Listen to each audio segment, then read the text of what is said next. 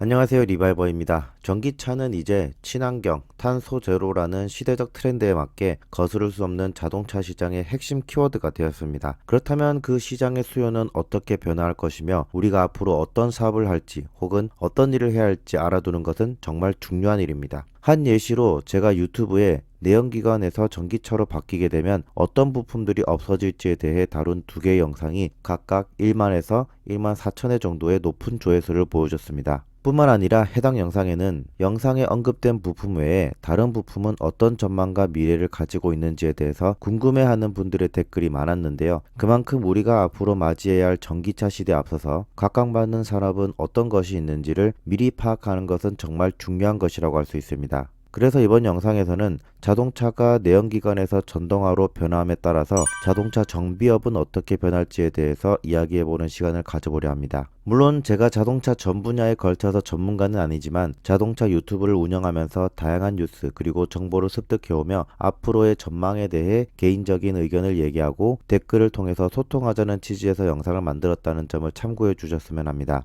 또한 이 영상은 현재 자동차 정비 경력이 많은 분들도 좋겠지만 특히 지금부터 자동차 정비업을 위해 공부하고 또한 관련 기술을 교육받고 있거나 정비업을 고려하고 있는 학생들이 더 집중해서 봐줬으면 합니다. 그 이유를 설명하자면 지금 자동차 정비업을 오랜 기간 하신 분, 예를 들어 20에서 30년 관련 업에 종사를 해오셨다면 전기차로의 전환에 대한 교육에 대해 쉽게 접하기 어려운 것이 사실입니다. 하지만 지금부터 10년 후라고 하더라도 전기 자동차가 전체 자동차 판매 대수 중 점유율이 높아질 뿐 완전히 대체되기에는 현실적으로 힘듭니다. 또한 현재도 내수 판매 대수 중 90%는 내연기관 차량이기 때문에 그 차들이 10년, 20년 운행을 하게 되면서 발생하는 고장에 대해서는 정비 수요가 필요합니다. 저는 현재 관련 업계에 들어선 지 10년 이상 지나신 분들이 이 정비 수요를 맞춰줄 거라고 봅니다. 하지만 지금 아직 관련 업계에 뛰어들지 않은 학생들은 앞으로 20년에서 40년 후까지 바라봐야 합니다. 직원으로서 일을 하든 정비업체의 사장으로서 일을 하든 길게는 그 이유도 생각해야겠죠. 그렇기 때문에 정비업을 생각하고 있는 학생들이라면 자동차 트렌드 변화에 따라서 정비 시장의 수요 또한 어떻게 바뀔지에 대해 미리 예측하는 것이 정말 중요합니다. 그래서 이 영상의 핵심을 얘기해보자면 결국 자동차 정비 수요는 전기차의 확대로 감소할 것이기 때문에 전기차 정비를 위한 자동차 전장 특화 교육을 통해서 남들과 다른 경쟁력을 갖추거나 아니면 자신의 특기와 전공을 살려서 다른 업종을 고려할 필요가 있다는 겁니다. 그렇다면 왜 자동차 정비 수요는 감소하는지에 대해서 몇 가지 이유를 알려드리도록 하죠. 첫 번째 이유는 전기차 부품 수가 내연기관 대비 30% 적다는 겁니다. 정비의 개념에는 예방정비도 있겠지만 기본적으로 부품이 제 기능을 하지 못해서 즉 고장이 발생해야 정비를 합니다. 그러면 고치던가 아니면 교환을 해야 하는데 그런 부품 자체가 30%나 없어진다는 것은 동일하게 정비 건수도 30% 줄어든다는 것을 의미합니다. 두 번째 이유는 내연기관은 엔진 진동으로 내구성이 약하다는 겁니다. 엔진의 기본 원리는 화학 반응을 통한 압축, 폭발 등에 의해서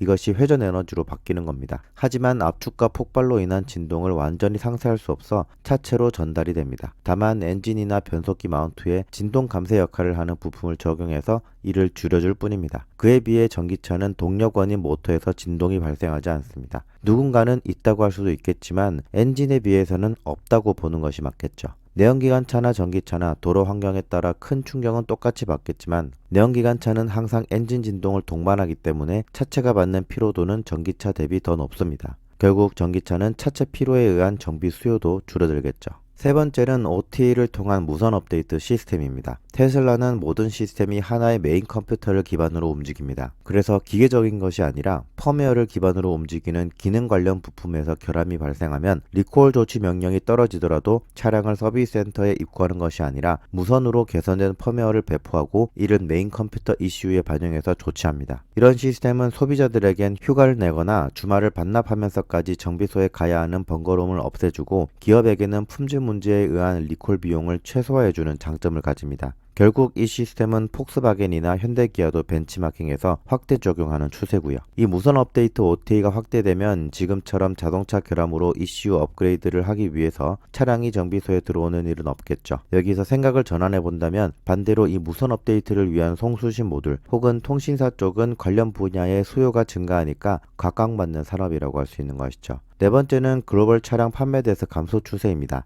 이 그래프를 보시면 글로벌 자동차 판매량은 2017년에 정점을 찍고 감소하는 추세입니다. 비교적 최근인 1, 2년간은 코로나에 의한 거리두기로 인해 대중교통을 피하고 자차를 선호하다 보니 판매량이 올라가는 듯 했지만 차량용 반도체 수급 문제로 전 세계적인 자동차 생산 대수가 감소하면서 판매 대수로만 보면 실적이 좋지 못했습니다. 여기서 코로나는 예상치 못한 특수 조건이라고 하더라도 자동차 판매 대수 감소는 앞으로 더 높아질 것으로 예상됩니다. 장기적으로 볼 때 우리나라는 역대 최저 출산율로 인구수가 크게 줄어들면서 운전 가능 인구도 줄어들겠죠. 뿐만 아니라 우리나라는 지하철과 버스 등 대중교통 인프라가 우수하고 수도권 거주자의 경우 짧은 거리는 공유형 전동 킥보드로 먼 거리는 렌트카 카쉐어링을 이용하는 등 공유형 모빌리티의 접근성이 높기 때문에 자동차 판매 대수는 점진적으로 감소할 것으로 예상됩니다. 다섯 번째로 안전 관련 부품 및 주행 보조 장치 의무화 범위가 넓어져 사고 수리나 정비도 줄어들 전망입니다. 2015년 1월부터는 타이어 공기압 표시 장치 TPMS가 의무화되었고 2017년 1월부터는 대형 승합 화물차의 차로 이탈 경고 장치와 비상자동 제동 장치가 의무화되었습니다. 자동 긴급 제동 시스템 AEB의 의무화는 전 차종으로 확대될 수 있도록 진행 중에 있고요. 심지어 미국은 모든 차량에 후방 카메라 장착이 의무화되어 있죠. 이렇게 사고를 미연에 방지하는 자동차 전장 부품의 의무화는 운전자와 탑승객의 안전을 위한 것이고 부상이나 사망률을 낮추는 것이기 때문에 앞으로 의무화 범위는 더 넓어지게 됩니다. 졸음 운전이나 운전 미숙으로 인해서 생길 수 있는 사고도 미연에 방지할 수 있겠죠. 이는 결국 사고 수리에 의한 정비 수요도 줄어들 것이라는 것을 의미합니다. 법적으로 의무화되지 않더라도 최근 현대기아는 차량 가격이 상승하겠지만 이러한 안전장치들을 기본적으로 넣으면서 소비자들로부터 좋은 반응을 얻고 있습니다. 또한 기본 안전 옵션 외에 드라이브 와이즈 같은 추가 안전 옵션에 대한 선호도도 높게 나타나고 있고요. 여섯 번째로 전기차는 내연기관차 대비 보증 수리 제공 기간이 깁니다. 하이브리드 차 보증 기간만 보더라도 엔진 및 동력 전달 부품은 5년에 10만 킬로미터고 하이브리드 전용 부품은 10년에 20만 킬로미터를 보증합니다. 물론 하이브리드 차량에서 하이브리드 전용 부품은 내연기관의 동력을 보조하는 역할이어서 상시 사용하는 게 아니기 때문에 내구성이 길다고 볼 수 있겠죠. 여기에 전기차도 10년에 16만 킬로미터로 내연기관 엔진에 비하면 긴 편입니다. 다만 전기차 보증 수리 거리가 하이브리드 HEV 전용 제품 대비 4만 킬로미터 짧은 건 모터와 배터리를 상시 사용하기 때문이라고 보여지고요. 여기서 제가 이야기하고 싶은 건 바로 전기차로 넘어가면서 동력 계통 보증 기간이 길어진다는 것이 정비업계에서는 위기라는 점입니다. 현대기아에서 보증기간을 설정하는 건 충분한 내구 검증을 통해서 나온 데이터를 근거로 합니다. 결국 대부분의 내구 문제점은 보증기간 이후에 나온다는 것이고 그만큼 소비자들은 전동화 차량에 만족을 느끼게 될 것이고 정비업체에 드나들 일은 많지 않다는 것을 의미합니다. 모든 자동차 부품은 진동과 충격, 열 변형, 내부 열화, 극저온 환경 등 혹독한 환경 속에서 견뎌내야 합니다. 그럼에도 불구하고 전기차는 출시 시작부터 내연기관차의 보증기간 범위를 넘어섰다는 것을 정비업계 종사자분들은 꼭 아셔야 합니다. 이렇게 친환경 전기차로의 전환에 대해 A부터 Z까지 아주 상세하게 망라한 책이 바로 모빌리티, 미래 권력인데요. 단순히 전기차가 대세가 될 것이다 라는 것이 아니라 자율주행과 전기차로 인한 생활과 제도의 변화 그리고 향후 미래 운송수단이 어떻게 나아갈지에 대해서 독자로 하여금 생각하게 만들어주는 책이라고 할 수 있습니다. 만약 책을 읽는 것이 관심이 없고 볼 시간도 없다면 윌라 오디오북을 이용하면 성우가 직접 책을 읽어주기 때문에 출퇴근 버스, 지하철 안에서, 집에서 청소를 하면서 헬스장에서 운동을 하면서 들을 수 있습니다. 지금 윌라 오디오북 멤버십에 가입을 하시고 쿠폰에 리바이벌을 입력하시면 1개월을 무료로 사용할 수 있고 이후 3개월간은 50% 할인된 가격으로 윌라 오디오북을 사용할 수 있으니 관심이 있으신 분들은 참고하시면 좋을 것 같습니다. 이상으로 전기차로의 전환에 따라 자동차 정비 수요가 줄어드는 6가지 이유에 대해 이야기해봤는데요. 물론 정비 수요가 줄어든다고 해서 지금의 10대 혹은 20대 모두가 정비업을 하지 말라는 뜻은 아닙니다. 지금부터 아무도 자동차 정비업에 들어가지 않으면 전기차로의 완전한 전환 이전에 정비 수요는 맞출 수 없을 테고 누군가는 그것을 해야 하기 때문이죠.